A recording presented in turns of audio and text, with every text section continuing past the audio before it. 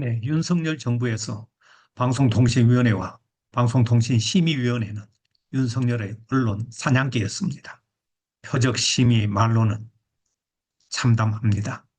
자, 이제 한 명 남았습니다. 방통위에. 5명 합의제 기구에 위원장 1명이 탈락 남았고 부위원장도 사표를 냈습니다. 이렇게 합의제 기구의 기능이 완전 정지됐습니다. 방통위를 권력 사냥개로 악용한 그 결과가 참담합니다. 주요 사안에 대한 심의 결정은 이제 불가능해졌습니다. 사실상 행정 불능 상태로 정부 기능이 마비된 것이죠. 자, 방통위와 방심위에 대해서 일단 법원 제동이 걸리고 있습니다. 방송통신위원회와 이 선거방송심의위원회에 대한 이 중징계 심의가 이 법원이 모두 법원에서 패소하는 그런 결과가 빚어졌습니다. 2025년 현재 6건 모두 MBC가 승리했습니다. 유일임 체제에서 방송통신심의위원회가 MBC, YTN의 윤석열 수사무마 의혹 인용 보도에 대해서 과징금 징계를 내렸는데 이것도 법원이 취소를 시켰습니다.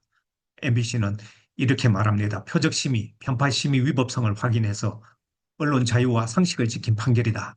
지금 방통위와 선거방송심의위원회 이런저런 심의나 제재가 법원에 모두 막혀버렸습니다. 법원이 제동을 건 것이죠. 잘못됐다는 것입니다. 자, 이런 판결의 연이은 판결의 의미는 무엇이겠습니까? 선거방송심의가 잘못됐다는 것입니다. 그리고 표적심의, 편파심의를 법원이 확인해 줬다는 사실입니다. 그리고 행정부에 속한 방통위와 방심위의 폭주를 사실상 법원이 제동을 건 것입니다. 윤 정부에서 이 두 기구가 방송 장악을 하려고 했다는 의도를 확인해 준 그런 결과 판결이었다. 이렇게 봅니다. 그럼 왜 이런 판결이 나왔을까요? 이 판결 내용을 보면 절차의 공정성을 제대로 지키지 않았고 기준의 자의성, 기준이 지멋대로 왔다 갔다 한다는 것이죠. 그리고 류 위원장이 정체적으로 편향된 결정을 내려서 사실상 독립성을 상실했다고 법원은 판단하고 있습니다. 그리고 정부 비판 보도를 규제하는 행위는 헌법 가치에 어긋난다는 사법부의 경고인 셈입니다. 자, 이런 식으로 무리한 행정 판단, 결정을 내리니까 법원에 가서 판판이 이렇게 패소하는 이런 상황입니다. 이들에게 책임을 물어야 되지 않겠습니까? 방송통신위원회를 사실상 2인 체제로 이끌어온 이동관, 김홍희, 이진숙 이 세 사람에 대해서는 직권남용 책임을 반드시 물어야 될 것입니다. 그리고 방송통신심의위원회 류희림 위원장에 대해서는 죄가 많습니다. 민원사주 사건을 비롯해서 이 직권남용 혐의로 친인척 직원에게 사적행위를 강요했다는 것, 이 업무방해죄에도 해당되고 정상적인 행정 절차와 심의 기능을 방해했다는 것입니다. 그리고 공직자윤리법 위반 이외에도 많은 것이 있을 수 있는데 두드러진 것만 해도 이런 것입니다.